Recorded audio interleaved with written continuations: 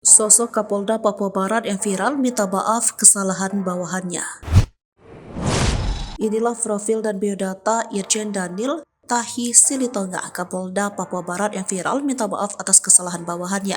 Diketahui video permintaan maaf Kapolda Papua Barat Irjen Pol Daniel Tahi Monang Silitonga viral di TikTok. Dalam video diunggah Instagram Humas Polresta Sorong Kota, tampak Irjen Daniel minta maaf terkait surat penolakan izin demo Aliansi Masyarakat Selamatkan Tanah Adat dan Manusia Papua yang dikeluarkan jajaran Polresta Sorong.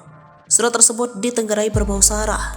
Permintaan maaf tersebut diungkap Irjen Daniel saat tatap muka dengan tokoh adat dan pemuda se-Papua Barat Dayak di Gedung Lambertus Jitmau, Kota Sorong. Saya minta maaf dan saya bilang saya yang bertanggung jawab. Saya yang salah, jangan anak buah saya yang disalahkan. Atas kesalahan dari Brigadir 1 Faisal Akbar, Bapak Ibu cukup salahkan saya, kata Irjen Pol Daniel. Daniel juga menekankan bahwa dirinya yang lebih bertanggung jawab atas kesalahan tersebut. Irjen Daniel Tahi Monang Silitonga lahir pada Oktober 1968. Ia lulusan Akpol 1990. Dia juga pernah mengikuti pendidikan PTIK, Sespim, dan Sespimti pada tahun 2014.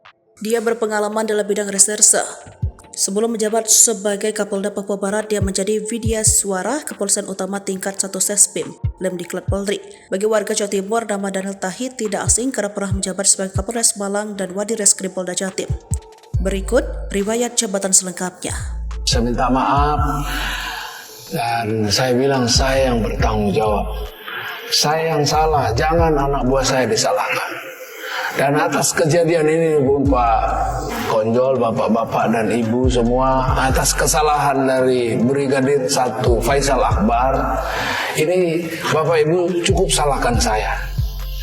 Jadi saya yang kurang mampu membina mereka dan saya yang bertanggung jawab untuk itu semua. Saya yang salah, oleh karena itu saya minta maaf untuk ini semua ya, kesalahan-kesalahan ini.